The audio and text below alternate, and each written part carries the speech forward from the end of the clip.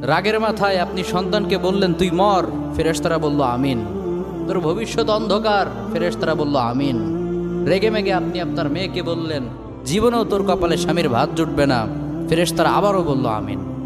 আচ্ছা, আপনি না সেই ব্যক্তি যে তার নিজের জীবনের চাইতেও সন্তানকে বেশি ভালোবাসেন? আপনি না সেই ব্যক্তি যে তার সন্তানের জন্য হাসতে হাসতে নিজের জীবনটাও দিয়ে দিতে পারেন?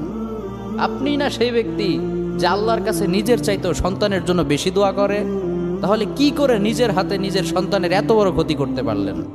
Doesn't make any sense. Common sense বলতে কিচ্ছু নাই আপনাদের? আপনারা কি জানেন না আপনাদের রাগের মাথায় বদদোয়া করাগুলো ফেরেশতারা আমিন বলে? দাওয়াতুল ওয়ালিদ আলা ওয়ালাদি, বাবা মা তার সন্তানের জন্য যেই দোয়া করে সেটা ভালো হোক কিংবা বদদোয়া হোক, আল্লাহ সেটাই কবুল করে নেয়। এজন্য খবরদার, নেভার কার্স ইউর চিলড্রেন। রাগের মাথায় কখনো সন্তানকে অভিশাপ করবেন না। খুব বেশি রাগ উঠে গেলে তার জন্য উল্টা ভালো দোয়া করেন। কাবা শরীফের একজন ইমাম আছে, ইমাম আল কালবানি। তার মায়ের যখন প্রচণ্ড পরিমাণে রাগ উঠে যেত, সে তার ছোট্ট সন্তানের